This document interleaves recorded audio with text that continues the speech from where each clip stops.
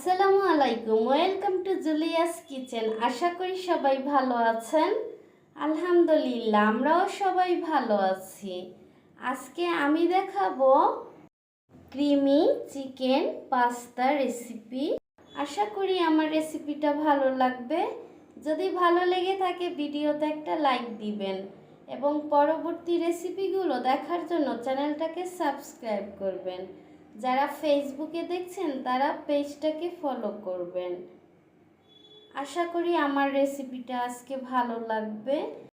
চলে যাচ্ছি প্রস্তুত প্রণালীতে। এই যে এখানে আমি পাস্তা নিয়েছি 400 গ্রামের মতো, যে কোনো ডিজাইনের পাস্তাই নিতে পারেন। এখন আমি প্যাকেটটাকে কেটে নিচ্ছি। আমি চুলায় পর্যাপ্ত পরিমাণে পানি দিয়ে ফুটিয়ে নিয়েছি। দিয়ে দিচ্ছি লবণ, চাইলে এখানে একটু তেলও দিতে পারেন, তাহলে পাস্তাটা ঝরঝরা হবে। লবণটা মিক্স করে দিয়েছি। এখন আমি দিয়ে দিচ্ছি পাস্তা। এটা সিদ্ধ করতে প্রায় 7 মিনিটের মতো লাগবে সময়। একটু নেড়েচেড়ে দিবেন যাতে লেগে না যায়। এখন আমি চেক করে দেখছি পাস্তাটা সিদ্ধ হয়েছে কিনা। পাস্তা সিদ্ধ হয়েছে এবং আমি পানি ঝরিয়ে এর উপরে রুম টেম্পারেচারের পানি দিয়ে ধুয়ে নিয়েছি। দিয়ে দিচ্ছি তেল সামান্য, যাতে পাস্তাটা আমার রান্না করতে করতে যাতে দেরি হয়ে গেলে লেগে না যায়। আর যদি মনে করেন লেগে গেছে তাহলে একটু পানি দিয়ে ধুয়ে নেবেন। প্যানে দিয়ে দিচ্ছি 1 টেবিল চামচ পরিমাণে অলিভ অয়েল। দিয়ে দিচ্ছি পেঁয়াজ কুচি, যে কোনো রান্নার তেলেই দিতে পারবেন।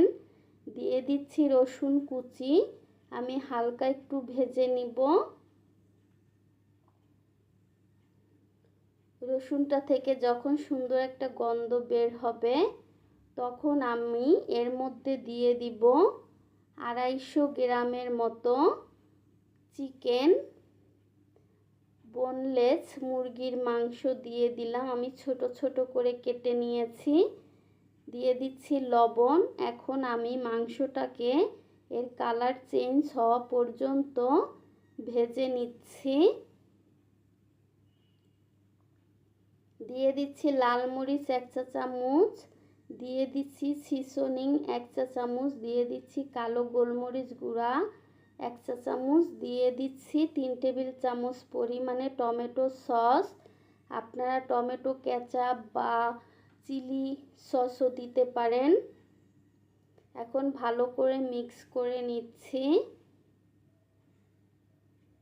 এখন আমি এর মধ্যে দিয়ে দিচ্ছি চিলি ফ্লেক্স 1 চা চামচ পরিমাণ, দিয়ে দিচ্ছি 1 টেবিল চামচ পরিমাণে লেবুর রস, সেটা চাইলে দিতে পারেন, না দিলেও হবে। রান্নাটা রেডি। দিয়ে দিচ্ছি 3 টেবিল চামচ পরিমাণে বাটার। বাটারটা গলে যাওয়া পর্যন্ত অপেক্ষা করব। বাটারটা যখন গলে যাবে এর মধ্যে আমি দিয়ে দিচ্ছি 3 টেবিল চামচ পরিমাণে ময়দা। অল্প অল্প দিব এবং আমি মিক্স করে নেব। যখন দেখবেন যে ময়দার কালারটা চেঞ্জ হয়ে গিয়েছে এবং সুন্দর একটা গন্ধ বের হচ্ছে, তখন আমি এর মধ্যে দিয়ে দিব আগে জাল করে রাখা দুধ। ঠান্ডা করে আমি নিয়েছি। এখানে যতটুকু বাটার দিবেন ততটুকুই ময়দা দিতে হবে। আমি দিয়ে দিচ্ছি 2 কাপ পরিমাণে দুধ। অল্প অল্প করে দিচ্ছি আর দ্রুত মিক্স করে নিচ্ছি। চুলার আঁচটা কিন্তু এখন একেবারে লো। খুব দ্রুত মিক্স করে নিতে হবে, না হয়তো ময়দাটা দুধ দেওয়ার পরে দলা পেকে যাবে।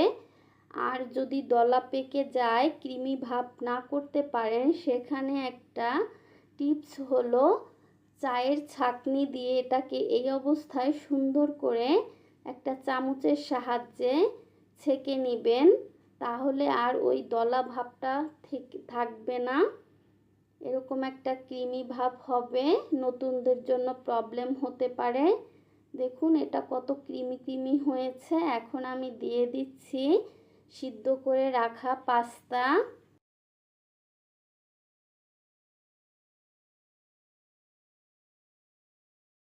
দিয়ে দিচ্ছি রান্না করে রাখা চিকেন। ভালো করে মিক্স করে নিচ্ছি।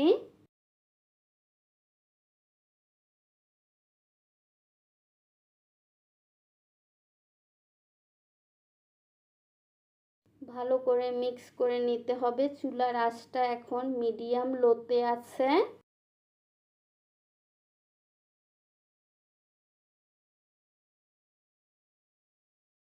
খুবই ইয়ামি একটা রেসিপি।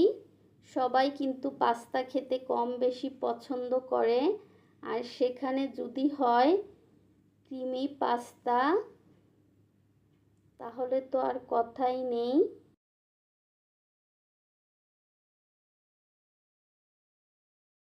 এটা রেডি।